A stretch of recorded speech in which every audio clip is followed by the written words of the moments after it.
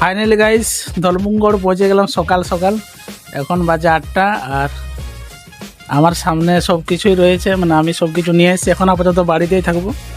এই কেক দোকানটার সামনে দাঁড়িয়ে আছি, রাস্তা পুরো ফাঁকা, গাড়ির অপেক্ষায় আছি।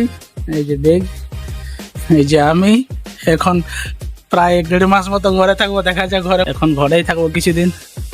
গাড়ির অপেক্ষা, 8টার সময় গাড়ি থাকে, টেকার একটা আছে, টেকারে করে বাড়ি যাব। তো গাইস খিদার জ্বালায় এই যে পকোড়ি খাচ্ছি, ঠিক আছে। এই দেখো পকোড়ি, 15 টাকার পকোড়ি কিনলাম, আবার পকোড়ি খাওয়া শুরু করেছি। খিদা লাগছে সকাল সকাল। 4টার সময় উঠেছে, ব্রাশ ট্রাশ করে। সকাল খাবার অভ্যাস না, কিন্তু মুখ ধোয়া মানে খিদা লাগবে, কিন্তু অভ্যাস হয়ে আছে প্রথম থেকেই। তার জন্য 10 টাকার পকোড়ি নিয়ে নিয়েছি, 15 টাকা নিয়েছি, 2টা চপ আর বাকিটার পকোড়ি। এখন খাওয়া শুরু করেছি।